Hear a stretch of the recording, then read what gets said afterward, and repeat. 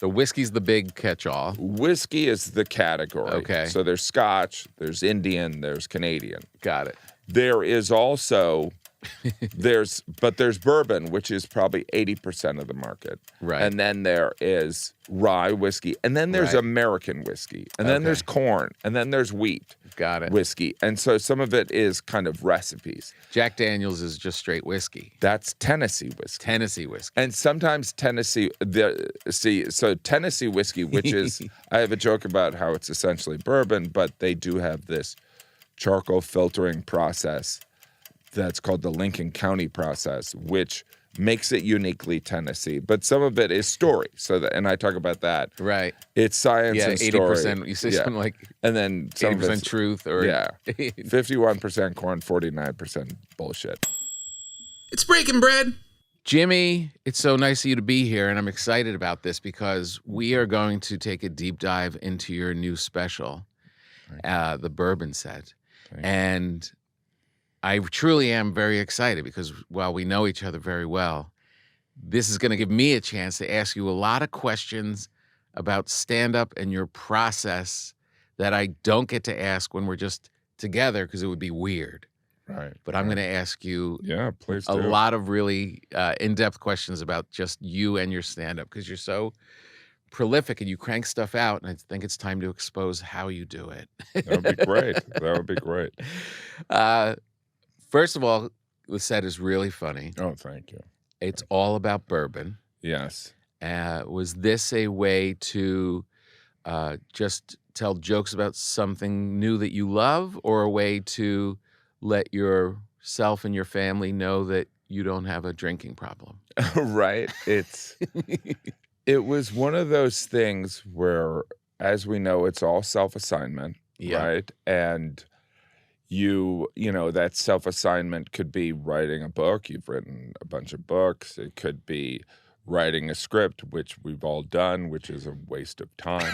It's such a waste. And stand-up, which is, you know, we as comedians know there's an immediate feedback, right? But with Live at Old Forester, the Bourbon Set, the assignment was, I knew it was so niche. Yeah. I used to say niche or whatever. Niche? And my daughter was like, it's niche. And I was like, all right, I don't know. I'm from Indiana. Niche. And so I knew it was so niche. Like I didn't even go to Netflix or Hulu or Amazon with it because it was so niche that there's an understanding in the stand-up world that you get to release a special, a comedy special, every 2 years, right? But I'm somebody who does these self-assignments. I could have done a book. I could have done, you know, and some of it is I had like 10 minutes on bourbon, and I did a show in Lexington, and I was like, you know, maybe I should just do a set or, you know, definitely not a special, but like a thing. Yeah. You know, there might not be an outlet.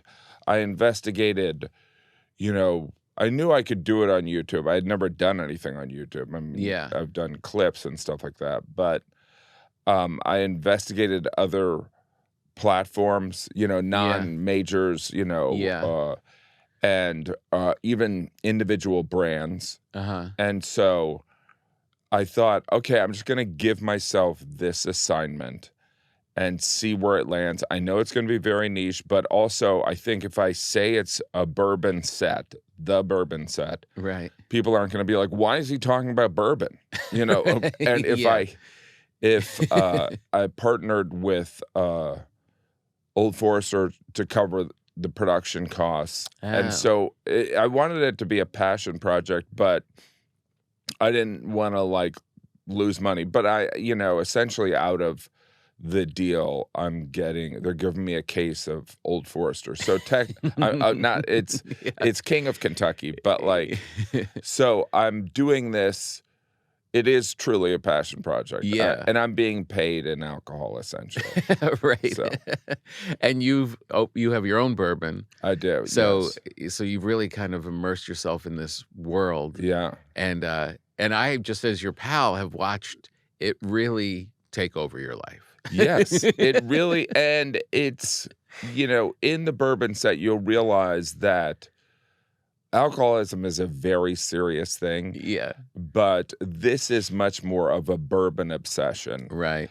And there are bourbon geeks. There's a surprisingly large number of them. Yeah. And I've been able to meet them. And the bourbon geek community is very similar to comedians in some ways. Yeah. Like we can talk about comedy for hours and they can talk about bourbon for hours. Yeah. And you did a set on a fundraiser that I was doing in New York, and you just jumped on to work out some stuff. And this was an audience, I think it was for MS or something. Yeah. It was like completely 1,000 miles away from bourbon drinkers. Yeah. And you just came up and everyone was excited to see you. And you did 20 minutes on bourbon. Yeah. Which really was proof of concept to me because they were with you the whole time.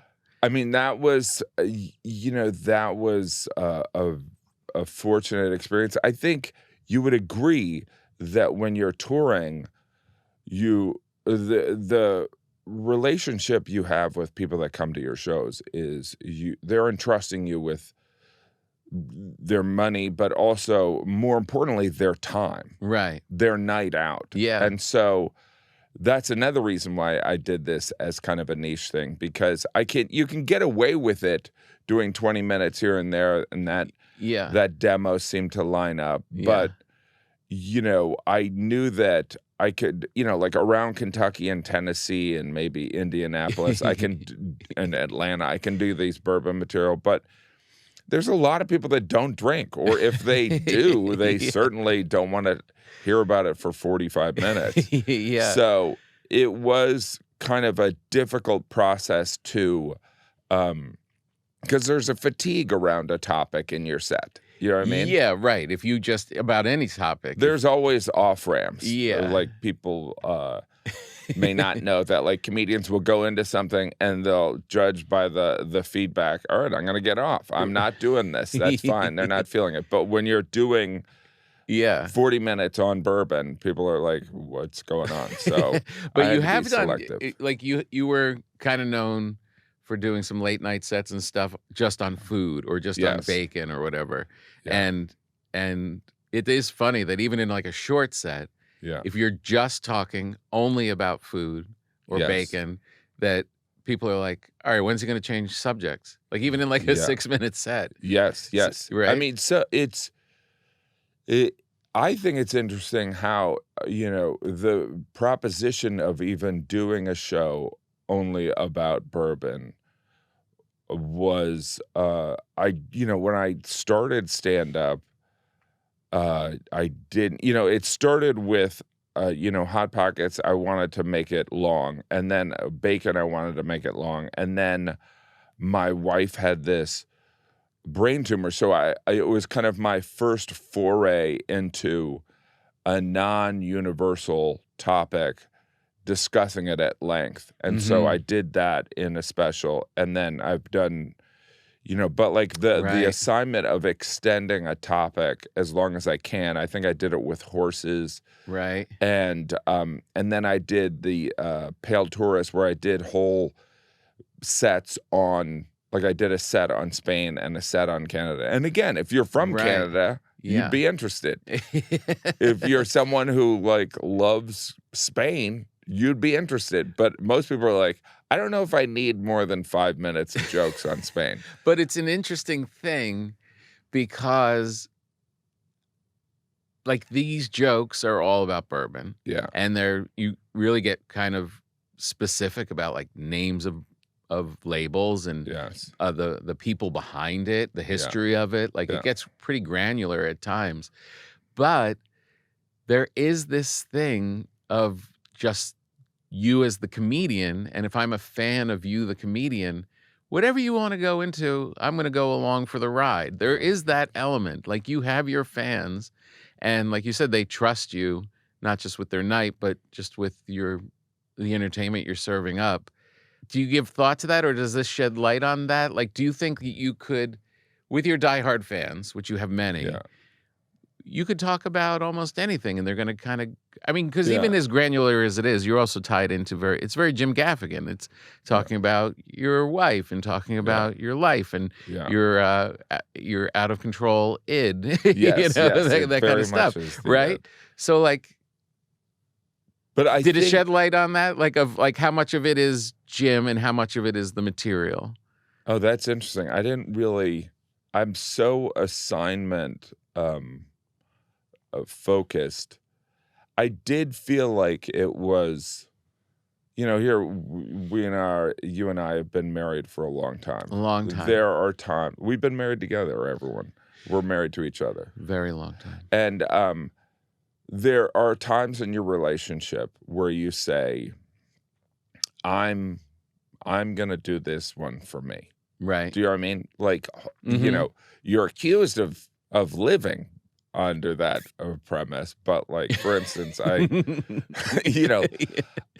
have, we bought this place that had land where I could do a big garden. And my wife was not interested. And I was like, we're going to do it anyway. Yeah. And I acknowledged that. And she was not thrilled about it. And so, like, I guess it's selfish. I guess it's a moment of, the positive description is self-assignment. Yeah. But there is a heavy dose of like, this is what I'm interested in. Yeah. And so I'll go. How much? Just because that question is very stand-up-y. Yeah. How much do you think is the material of what's turning on your audience, and how much of it is Jim? Well, I don't know. I think so. Topic or Guy. Yeah. I think that Guy has a lot to do with it. Yeah. Or gal.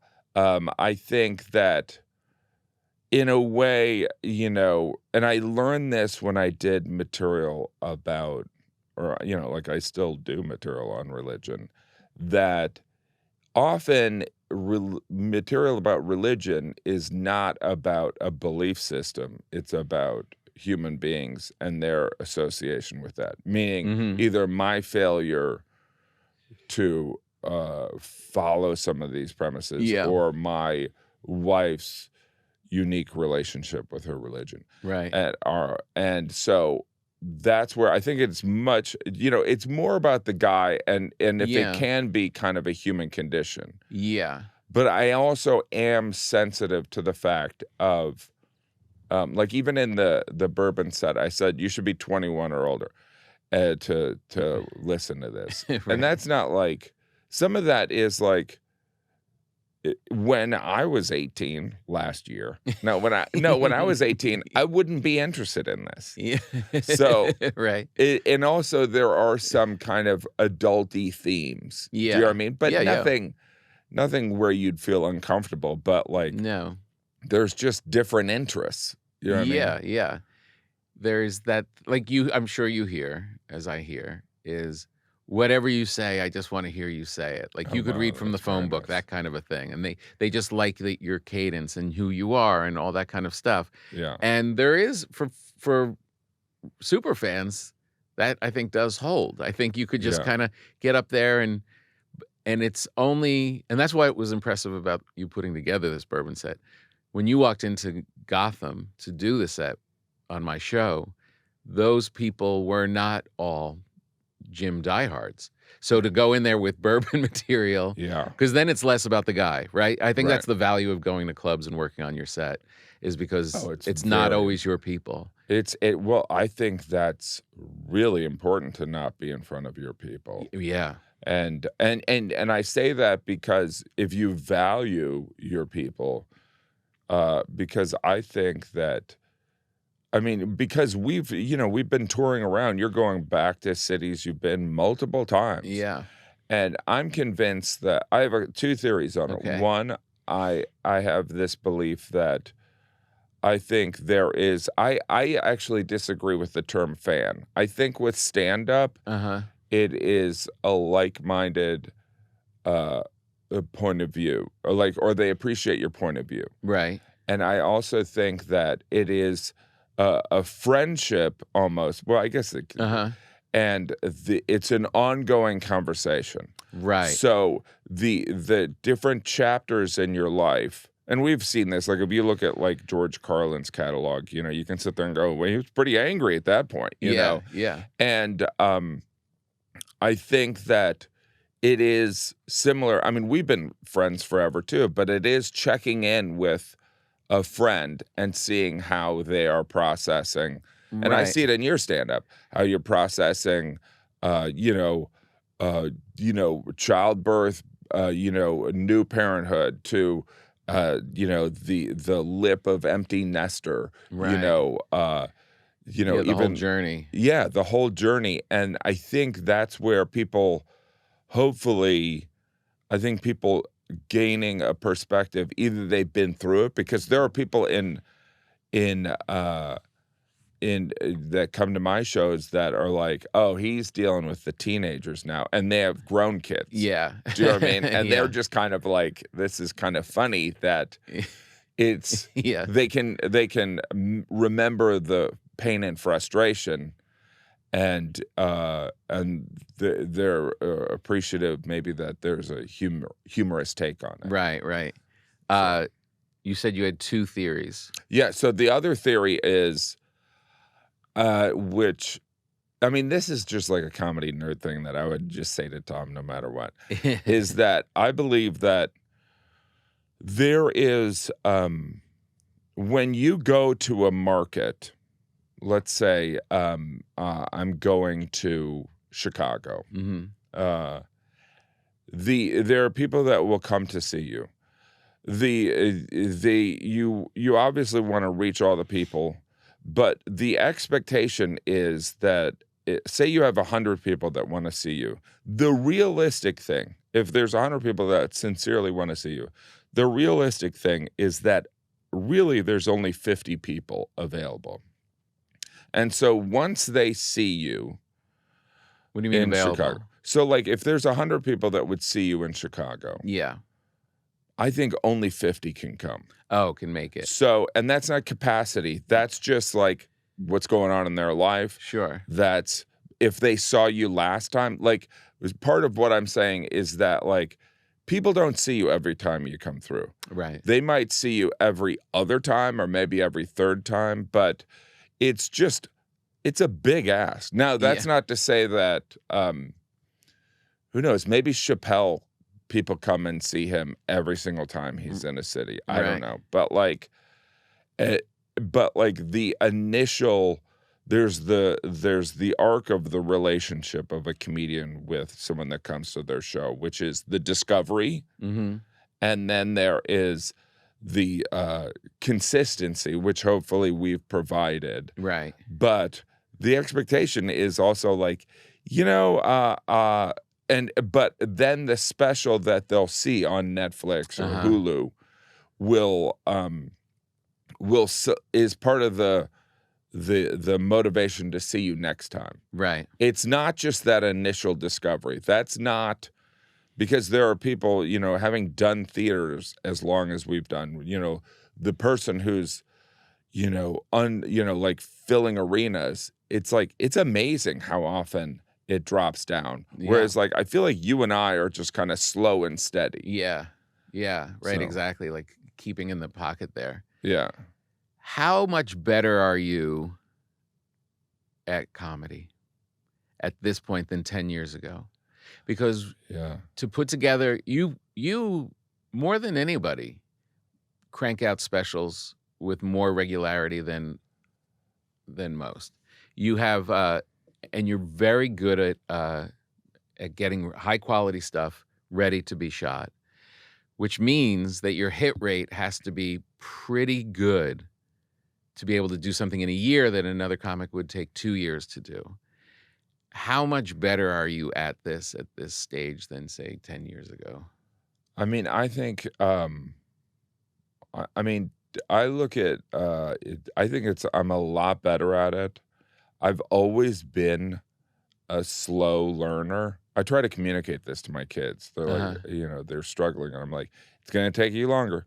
And it's like, or just writing and rewriting. Like one of my kids will write a paper. I'm like, you got to rewrite it. You got to rewrite it 100 times. And that's like saying a kid can't go outside. You know, like they're like, what are you talking about? It's done. I'm not going to rewrite it. And so it's finished. But I think some of it is I love the process. You love the process too. Yeah. And so, but I have a different question for you. Whereas, again, we have all these different creative outlets that we're very fortunate to have. Yeah. And one of them is doing a stand-up special. Mm-hmm. And one of them is writing a book. Mm-hmm. Like, because of this, the accessibility to feedback on stand-up. Yeah. Do you think that's held you away from larger, more time-consuming or risky creative endeavors? The feedback, because you're in that editing loop where you're able to make it better so much faster. And you can change topics. Like, whereas if you're writing a scene, that scene has to work within the context of your structure. Whereas with stand-up, you're like, I've got one joke about this. Yeah. And you know what? It kind of works, and I can figure out a segue to throw it in there. Yeah. I don't know if it's the immediacy of it that has done it. I mean, because I'm consistently working on stand-up and then working on a book. Yeah. And then, which are, in the book is slow, you know. Yeah. There's the thing about, I was thinking about this recently because there are people, I had Judd on. I had Judd Apatow on. And he has this new book. Yeah. And talking about his journey through comedy and nerddom. And he was similar to us in that he was doing stand-up as his first stop. And then he quickly got into television writing. Yeah. And was like in Chandling's show as a youngster and then started developing stuff on his own. And he completely went down that path. Yeah. And he's our age. And you know, but he seems older because he's been around in comedy doing that stuff for so long. And I was like, oh, this is really pretty interesting that we stayed in stand-up. We could have gone that route. We could have submitted a packet to Letterman and done that. We're good writers. You could have definitely gone that direction. We may not have had the hits that Judd had, or there's all those other elements. But as far as a path, we loved looking back, and it's like kind of a revelation to me. It was like, oh no, I love this. Yeah. Got good at it and continue to explore it and try and get better at it. And we just stayed in that lane. And you've had other stuff where you go do it, but predominantly it was the love of stand-up, I think. I think it has something to do with the immediacy, but also for me, I remember I did Caroline's Comedy Hour, and afterwards there was this manager who was, I don't know if he's, you know, in hindsight, I don't even know if he was really kind of serious in this, but he was like, we could get you an audition to be a writer on SNL. And I was like, I don't want to be a writer. And I remember when Greg got his sitcom, he goes, oh, I want you to be a writer. I'm like, I don't want to be a writer. Right.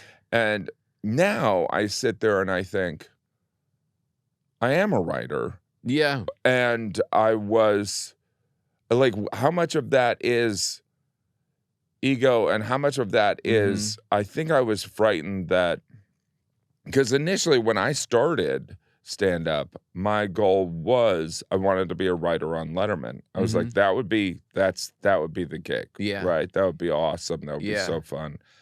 But I think there came a point where, and we know many people that are very successful writers.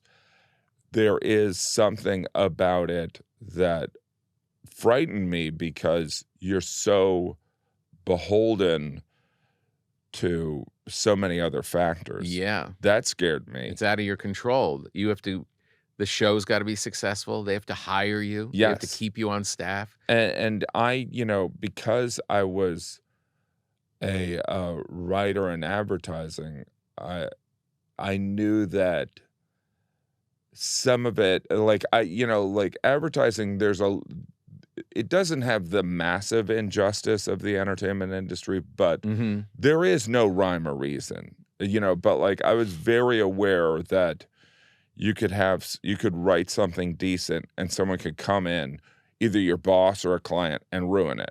Right. And you'd have to just smile and go, okay. Right. And so the bureaucracy was something that I was frightened of. But I do think that in hindsight, I probably would have gotten a lot out of it. I probably would have gotten a lot out of being a writer on SNL or on Letterman. There would have been value to it, but like for sure. I mean, you could have ended up with your own, to go in the route, and then you get on Weekend Update a little bit, and then you start creating a film for yourself, and you do all of those things. The thing that is special, though, about watching your career is that there's not a lot of people who get great at stand-up and continue.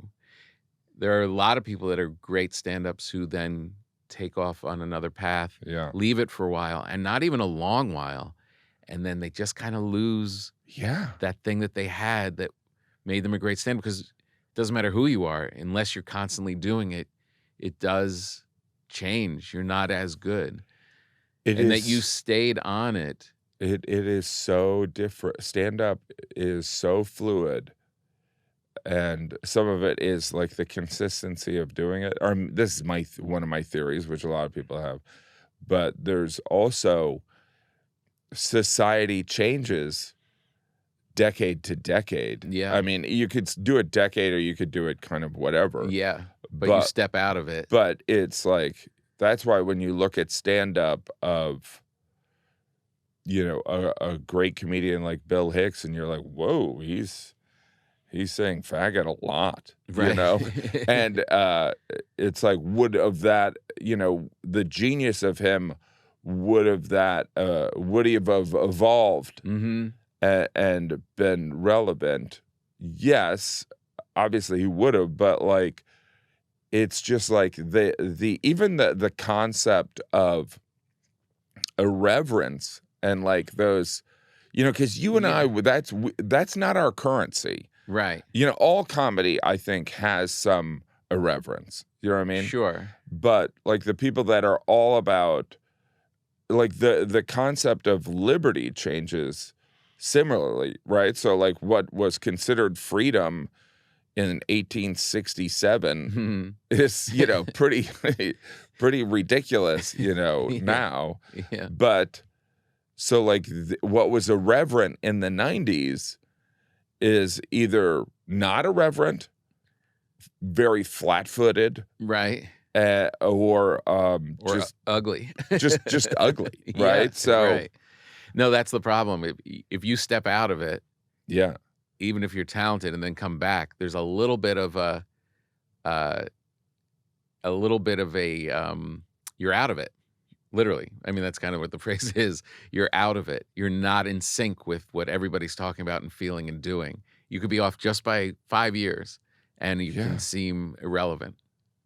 And even though it's so incredibly fragmented and you can find your audience, it still is. I mean, I remember it was so fascinating because, I also don't want to talk about like but like there are these people that are like these icons that took 20 years off and came back and did stand up, and you look at the special and you're like, what, like how? Yeah, right. And some of it is maybe the audience was so on board, because we've also seen celebrities try stand up. Yeah. And they're good for like 3 minutes. Yeah. And then it gets real ugly real quick. Yeah. And now a word from our sponsors. This podcast is sponsored by the good people at Butcher Box. When dinner time hits and your fridge is full of question marks, Butcher Box has your back. Skip the last-minute supermarket sweep or impromptu chop challenge with whatever's left in your fridge by using Butcher Box. They deliver better meat right when you need it. Cooking for guests? Just trying to get the weeknight dinner on the table in the busiest time of year? It's very nice when you open up the freezer and you see a whole bunch of stuff from ButcherBox. And it makes you feel good because you know there's no antibiotics, no added hormones, no panic in the meat aisle. That is a panic when you're sitting there and you're trying to look and there's people breathing down your neck and you're like, wait, is this a good one? Should I buy this one? And you're like, I have social pressure behind me. I'm going to throw my ethics out the door and just toss it into the supermarket cart. It's nice to have ButcherBox on your side. They deliver over 100 premium protein choices straight to your door, including 100% grass-fed beef, free-range organic chicken, pork-raised crate-free, and wild-caught seafood. For nearly a decade, ButcherBox has led the industry with meat and seafood that's antibiotic-free, hormone-free, and independently verified. It's a cleaner, more trustworthy version of what you'd find in the grocery store, delivered right to your door. My parents are coming in for a trip, and I know I've got ButcherBox steaks in the freezer. I don't have to worry. As an exclusive offer, our listeners get free steak in every box for a year. What? Plus $20 off your first box when you go to butcherbox.com/papa. That's right. Your choice of filet mignon, New York strip, or ribeye in every box for an entire year. Come on. Plus $20 off your first box and free shipping always. This company's so good, they don't have to offer all this. That's butcherbox.com/papa. Don't forget to use our link, PAPA, so they know that we sent you. Again, a great way to support the podcast and get great food in your life. All right, we're in the holiday season. It's official. So that means you're going to have to travel. You're going to have to buy gifts. You're going to have to host people. You're going to have to entertain people. You're going to have to buy last-minute things that you didn't think that you had to buy, and then you realized, oh no, they're coming over. We have to buy something. It's very easy in this time to lose sight of your money and financial responsibility. So you need help. I can't do it, but the people at Monarch can. If you want to help get your finances under control, you need to be using Monarch. They're rated Wall Street Journal's best budgeting app of 2025. Monarch is the all-in-one personal finance tool that brings your entire financial life together in one clean interface on your laptop or your phone. And right now, just for listeners, Monarch is offering 50% off your first year. How great is that? It's a great way to check out your holiday spending. You can actually have a category, holiday spending, right on the app to make sure that you don't start the new year in debt. It's an essential year-end financial reset tool. You can link everything that you have, all of the crazy little parts of your life, in investments, 401ks, property value. Get your true net worth and stay on top of year-end priorities like maxing out your contributions to 401k or Roth IRA before the deadline. Also charities. You could donate to charities too, and they'll keep track of that too. You can review the dashboard for just a couple of minutes a week to stay on top of everything easily. What a cool thing to pick up your phone and be able to just look at your finances as Monarch is tracking it, rather than looking at more awful news and Instagram posts that are making you sick. This would be better because then you'll have more money and you'll be more in control of your life. Don't let financial opportunities slip through the cracks. Use the code PAPA, P-A-P-A, at monarch.com in your browser for half of your first year.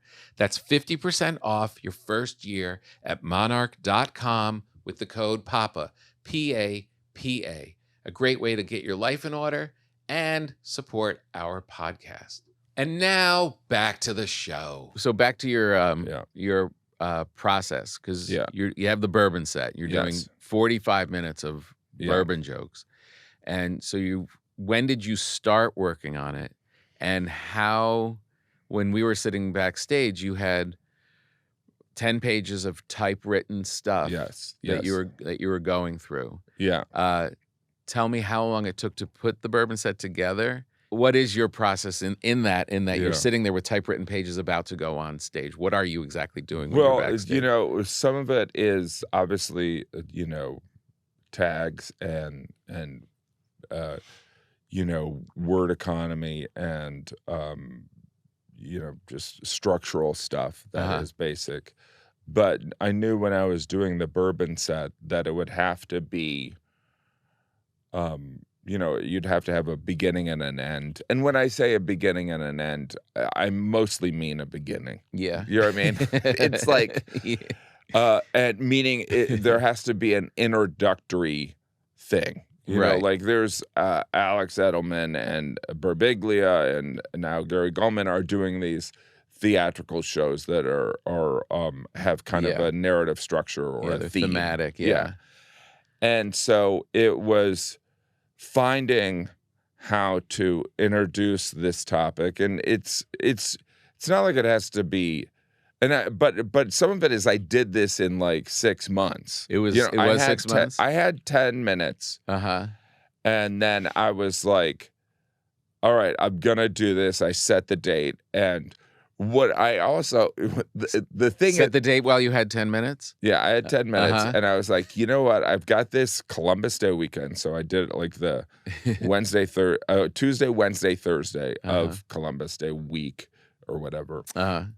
It was the only thing available. Dan Soder was on the Saturday. I was like, I couldn't even get a Saturday. And so, but here's my miscalculation. My miscalculation is what I thought I knew about bourbon or American whiskey. Like I thought, okay, I know 50%. I knew probably 10 or 15. And so I had to. And then it was tricky. Yeah, so that's tricky. That's like when you try and fake that you know what's going on in a town. Yes, right? Yes, and it's or like you pronounce a street name wrong. Oh, if you don't really know it, they get on you. Yeah, and so there's what a bourbon or American whiskey is like. You can be a fan. It's. I never really worked this out, but it's similar to like. I remember when I was in high school and I went to a Bruce Springsteen concert. There was one of my friends that was very upset that there were people there that only liked dancing in the dark. You know what I mean? It's like, I'm like, what does it matter? And he's like, yeah, but they don't know. Nebraska. Yeah, they don't know the other stuff. And I was like, I don't know if that matters. And so that exists on topics that people are very passionate about. That's right. And so I was, so I'm trying to find material that has some universal themes. Yeah. But also I'm realizing that the learning is like there's tons of the science of bourbon I still don't understand.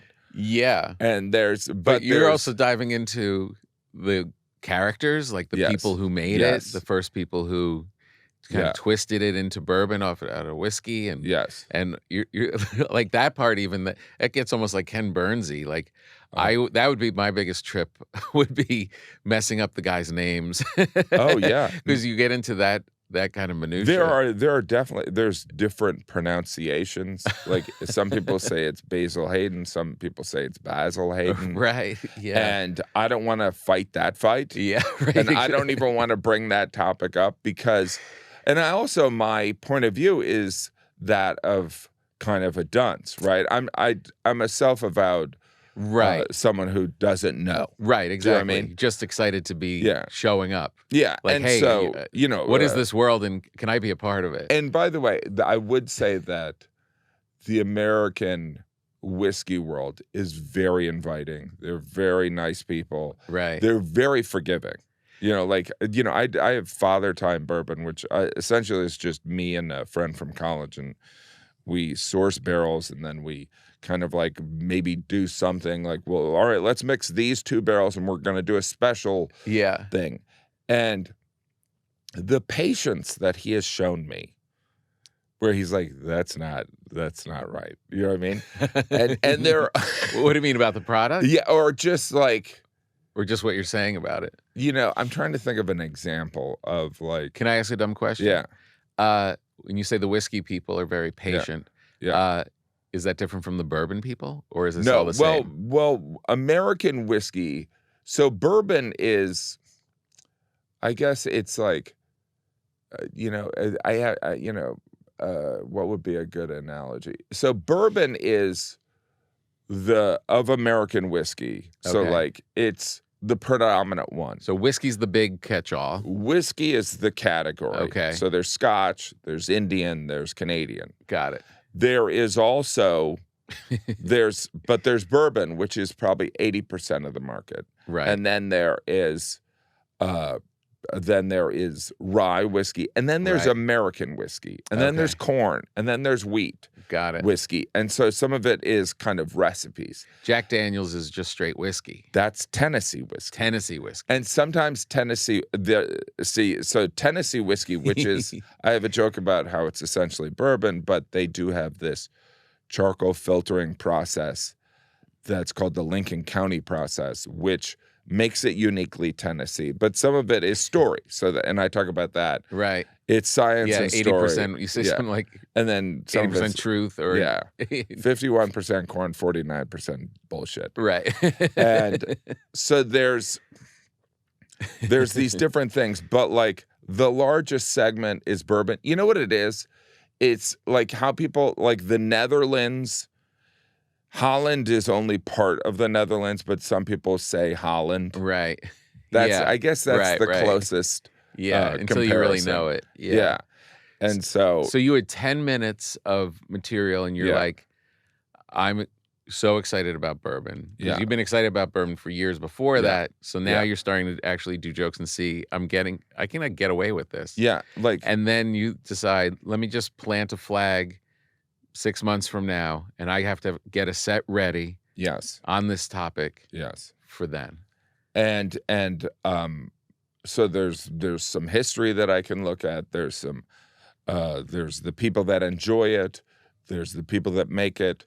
There's a lot of different angles. So you're kind of how much of it is a little bit more like writing a book at first, because there's research, all those things you just listed, and how much of it is it vary at all from the way you would put together just a regular stand-up set?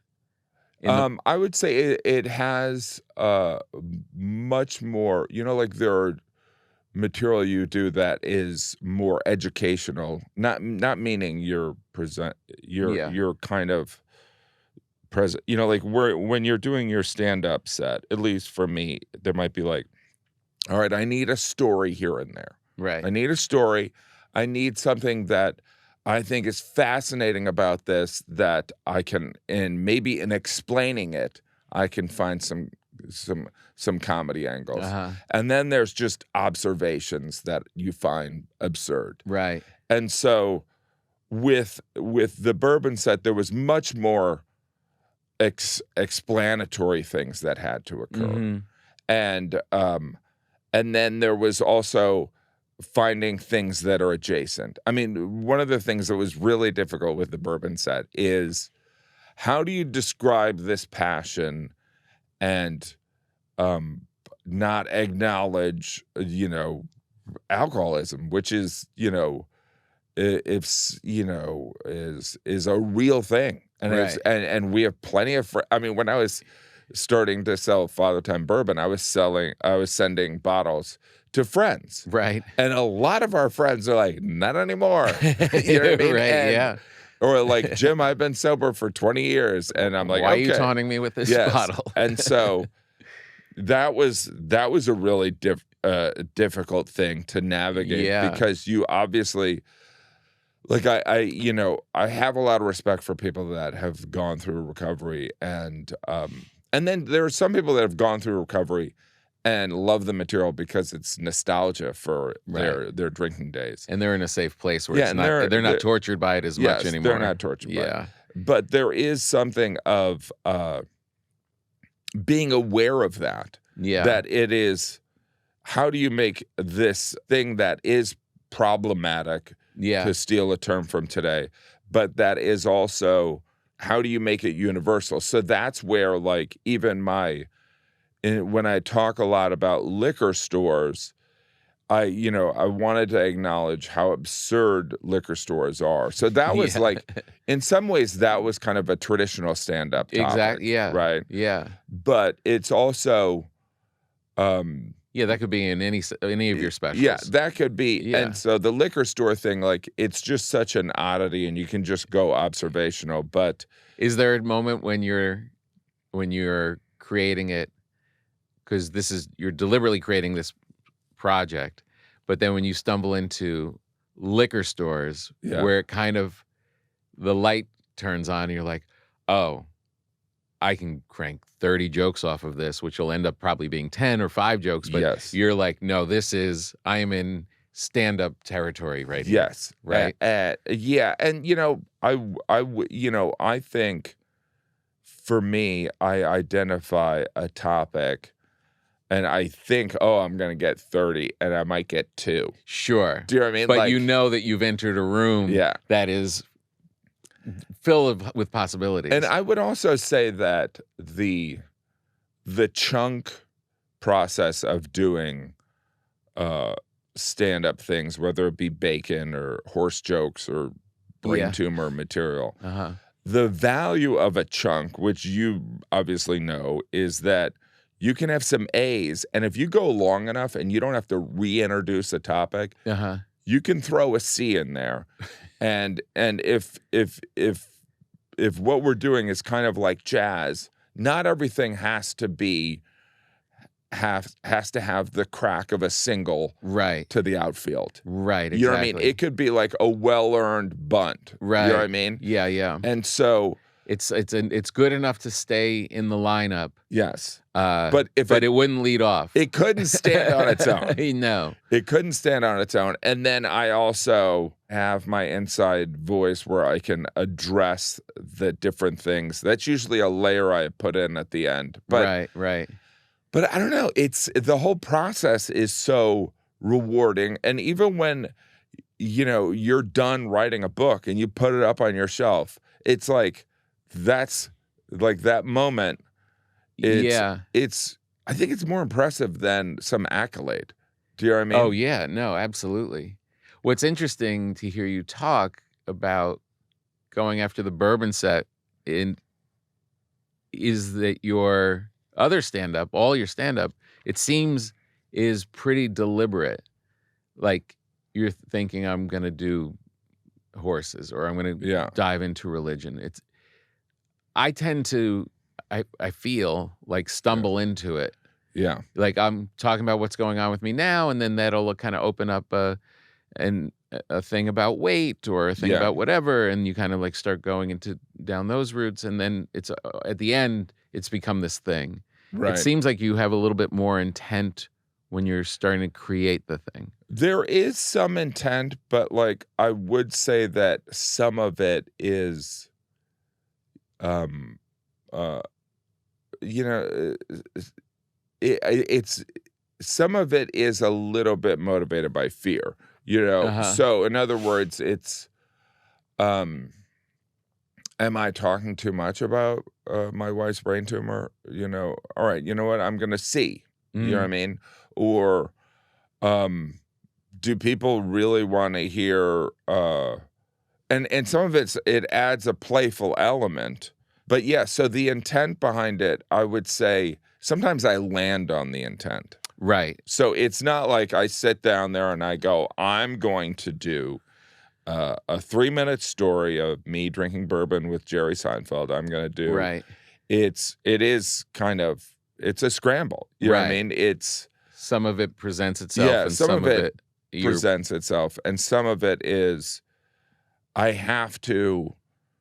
some of it is assignment in a different way because part of the project. If you're talking about bourbon, you find the stories so interesting, you probably should address some of the history, and so how some of the history is fictitious, not fictitious, or just a stretching of the truth. Right. Yeah. The Jerry story is very funny. Oh, thanks. It's wait a minute. All right, so I think you were supposed to be there. No, that was North Carolina. That was very funny. But that's where I got like the Canadian whiskey thing. Yeah. When you talk about Canadian whiskey, this is just a funny side story. Yeah. You guys asked me to come on the tour with you guys to do a couple Canadian dates, and I got there and we did one, which was really fun. Yeah. And then LA was on fire. Yeah. LA was on fire. My wife was packing stuff up and making arrangements for it. Like it was creeping over the hill, and we were on. We never got to the point of being on fire, but we were at whatever 5 alarm. Stuff was packed in the car, and she was ready to go, and she was freaking out, and I had to leave. And I came down in the morning to the lobby when we were having breakfast in the little hotel restaurant. And as I'm there with your tour manager and my wife, and I'm kind of at breakfast with you guys. Yeah. Which is a Jerry tradition. You have breakfast in the morning at 9 a.m., which we'll talk about that in a minute. And I'm trying to piece it together. And as I'm trying to piece together my wife's panic and where the fire is and can I get home, you and Jerry are going over, you're doing bits about Canadian whiskey. And you guys are riffing about Canadian. And at one point, you turned, or Jerry turned and said, we're doing bits on Canadian whiskey, and this guy's house is on fire. It was such a funny comic moment of like, well, we can't help him, so we might as well figure out the etymology of Canadian whiskey. No, do you remember that moment? Yeah. Well, that's also where environment, not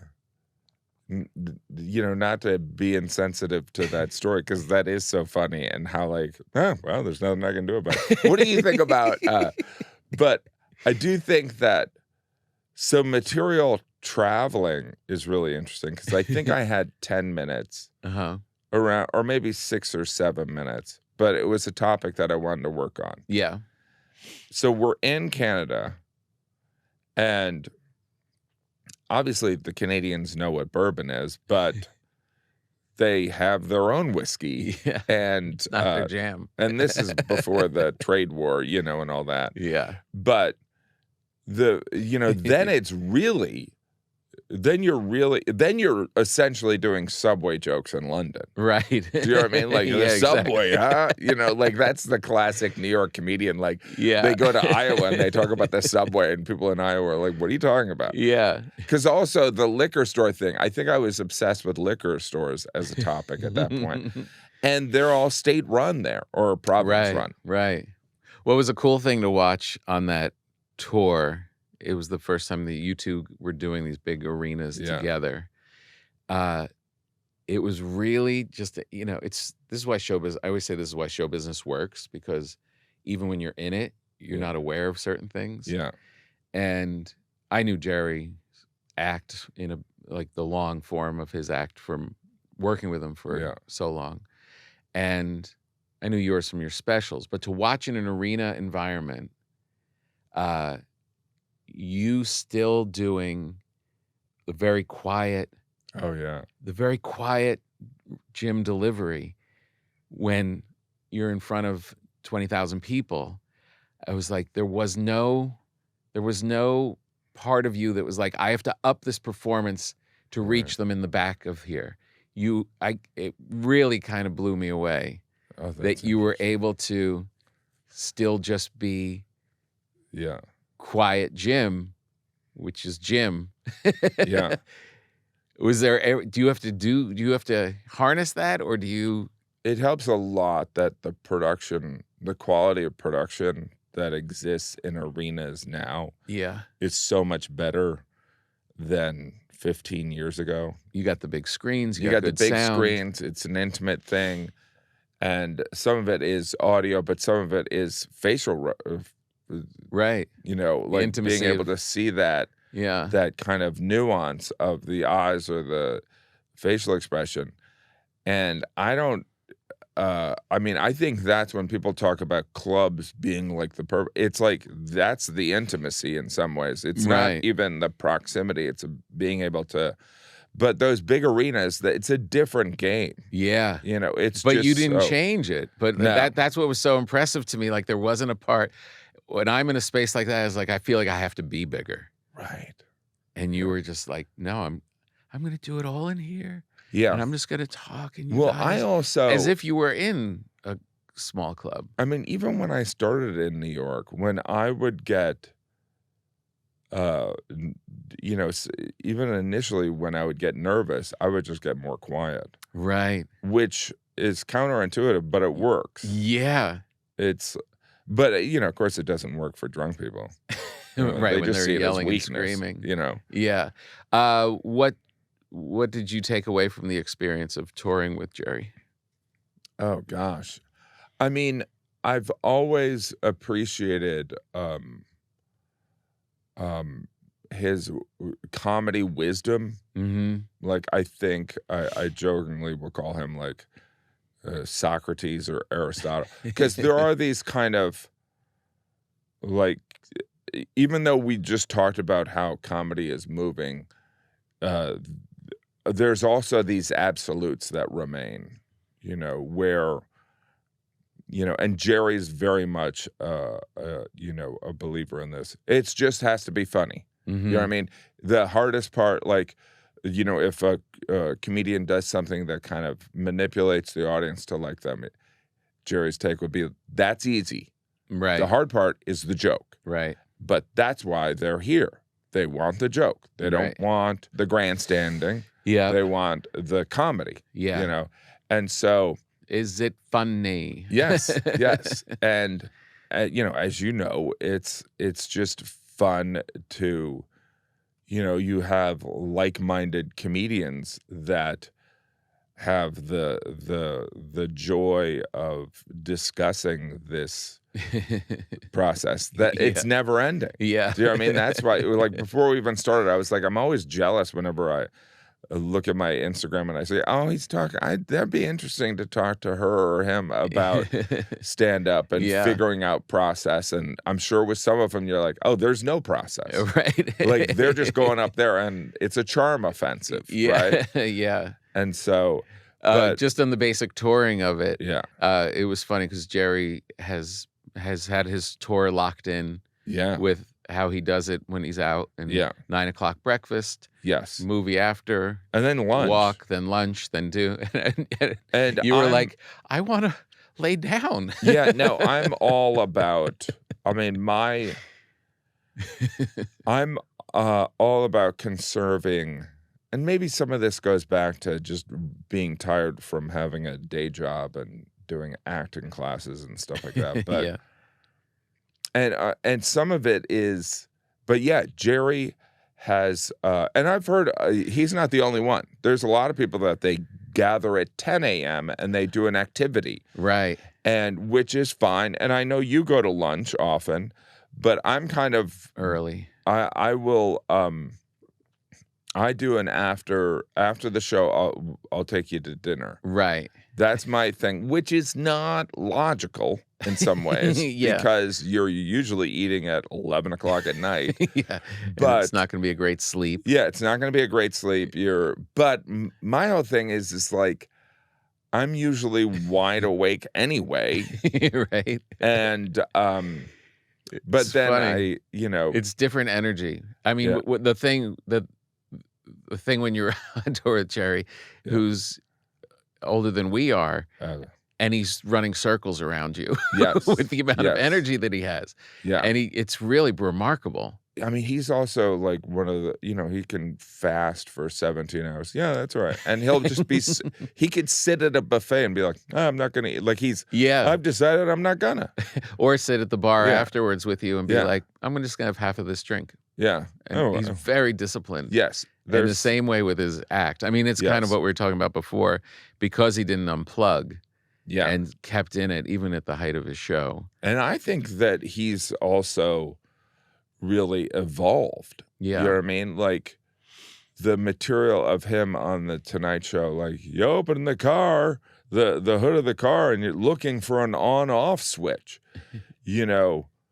Like, that was the amount of intimacy the audience expected in the 80s is completely different from the world we live in today, where they're like, so are you married? Do you have kids? Like, where do you live? Like, what, reveal something that you find annoying. They want to know more about you. But he bristles against that. Yes. And he's like, but he still provides some of it. Yeah, exactly. Because he's talking about different subjects that kind of make it so. but his eye is always on is this a good joke? Yeah. Right? Yeah. There is nothing better than like talking about the minutia with him. When also of a joke. And also, I mean, there's things that he says that are very valid. So the self-assignment of releasing a bourbon set within the, obviously Jerry would be supportive, but he was like, if you waited 2 years, it would be better jokes. Right. Why not just wait 2 years? Yeah. And there's truth to that. There is some very much truth to that. But where's your head in that? Because the beast of, the beast that is streaming and people see stuff and devour content with such frequency, is that why you turn out more specials, or is it because you just you're just on that pace? I think I enjoy the process. They're probably like when I started doing theaters in 1901. And when I started doing theaters with the Marx Brothers, there was an expectation that you can do it for a year or two. Mm-hmm. There was, and it would fall off. That you'd probably be back at clubs, but like you can do theaters for a year or two. So that led me to have this approach of I'm going to keep going so that when it ends, I won't look back and go, God, I should have gone to, Alaska on my tour. I could have done it at a theater in Alaska instead of a club. And so I think because I had that approach, that has kept me out there. Whereas I think, like the self-imposed hiatus, like Chris Rock takes like 2 years off. Yeah. And some of that is like, I think maybe my mental health, kind of like I need stand-up. Yeah. But I think also there is fear of, to steal a phrase from Happy Days, I still got it. You know what I mean? Yeah. It's like, I don't want to lose it. And or from Breakfast Club, don't forget about me. Yeah. Yeah. And whereas some people, whenever Chris has said, and I go, but you're a comedy icon. Like, yeah. Like Chris Rock there's no doubt that he, in the 90s, Bigger and Blacker, all those specials were undeniably the best. The best. Do you know what I mean? And so. And it had such an impact that now he can take 3 years off with the confidence that when I do come back, I'm going to put it on sale and it's going to sell. Same with Eddie Izzard, same with Ellen DeGeneres could come back. Yeah. And people would go. I hate to say it, but I think you're there too. Oh, well, that's very nice, but I don't trust I know you anyone. won't believe it. No. No. They'll all go away. I mean, that's the other thing. Is like the amount of lying. Maybe I'm so Midwestern, but the amount of lying in the entertainment industry, I still can't get used to it. What do you mean? Well, in regards to this? Like initially when you meet someone in the entertainment industry and they say, "Oh, I'm such a big fan." Right. The fact that they all say that and it's not I'm not yeah. Is that like it's the price of entry. It's like saying good morning. The fact that they all say that, and they're being nice. Yeah. It just means like, oh, I can't believe anyone. And I'm not saying I want someone to go like, I'm not that much of a fan. Yeah, no. But no. You were good for one special. No. Like I don't want that, but like there's such yeah, just lie to me. Yeah. But you kind of have to monitor it yourself. Yeah, absolutely. Yeah. The Hulu one was last Christmas around. Yeah. Or Thanksgiving. Thanksgiving. I don't know. One of those. It was everywhere. I remember. Yeah, that was very good. I remember getting to O'Hare, and there was a giant U flying in that giant screen. Yeah. No, it must have been Thanksgiving because that poster was a Thanksgiving parade art kind of. Right. And this one is coming out right on the as we're getting into Thanksgiving. Yes. It's kind of a nice area for you. Well, I mean, there is some of that was, I find that, there is, you want stuff that you can watch with people. I mean, I'm talking about a bourbon set. I'm not like saying, hey, get the kids. Time for some alcohol education. But I think that there is a downtime during those holiday weekends that we think, oh, we're going to be watching football. We're going to be hanging out with our aunt. We need something. No, you're still looking at each other going, what are we going to watch? Yeah. Or, it's like maybe it's good. If you're married, you might be like, you want to watch this or this. Yeah. It's if you could be one of the options. Yeah. Or like if your spouse is asleep, maybe you'll watch this on YouTube. Right. You know what I mean? And crack open some bourbon. Yes. So where are you at now? Like when you go up and do spots, are you bourbon free? I try to. That's the other thing is I try to separate. So you were doing other sets at the same time you're doing the bourbon set? Yeah. Working on other stuff? Yeah. I mean, well. Because this is like a little project. So, yeah, the bourbon set, if I was in a city and, there would be, if I'm doing an hour show. Yeah. Often it would only be at most, if it was in like Atlanta or Indianapolis, where I felt like it was a bourbon-friendly environment. I felt like I could do maybe 25 to a half an hour of bourbon or alcohol material. Right. But otherwise, it was like, and I can't even think of what market. I wouldn't subject them. They'd be like, why is he talking about this? You know what I mean? It's like we drink mojitos here. You know what I mean? We're in San Diego. So, but now I'm trying to separate myself from it. Yeah. But yeah, it's weird because there's the material you have, and then, what's weird about it is you're kind of talking about when you're working on two different projects. Like there'll be when you are writing a book, you have the book writing. Yes. At the same time when you're doing the writing for the act, and they're existing, but you know that one's going in this bushel and one's going in this one, and you go out and do this. But what's weird about this is both projects are stand-up. Yes. That's what's pretty unique. It's very weird because there is something of when you do a show, as you know, you want the whole experience to have some semblance of organization. Yeah. Right? And there's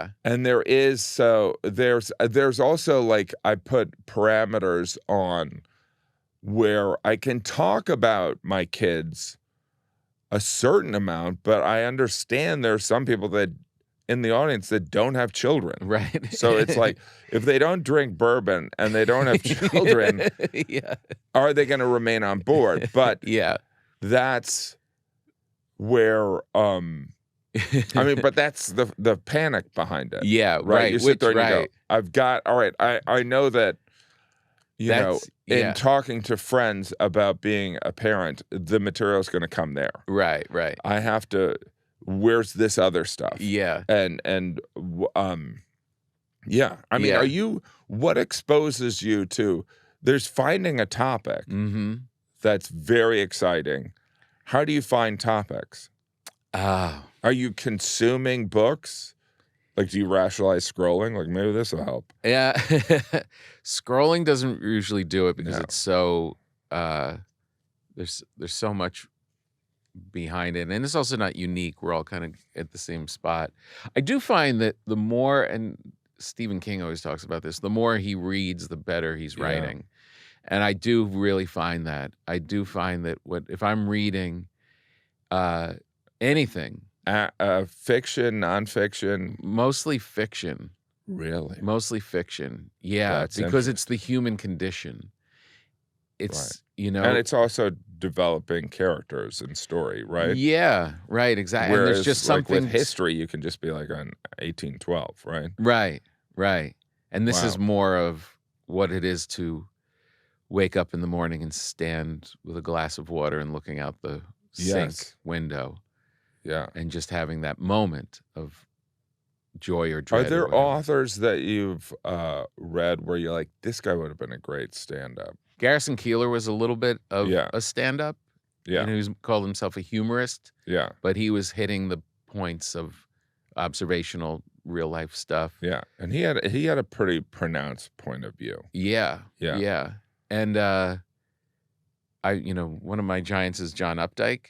Yeah. And he's so on point. Like he'll introduce you to thoughts that you've had that you didn't know you had about whatever. Right. That are just so deep and so like, I mean, we talk about observational, about the human condition. Yeah. It's just like so much that way. Well, this was great. We're never ending, Tom. I know. I could just keep on going. No, but I think they need the studio. Of course. This is such a great layout. Yeah. Right? We're here at Sirius XM and they created this space, which is just so great when I'm in New York.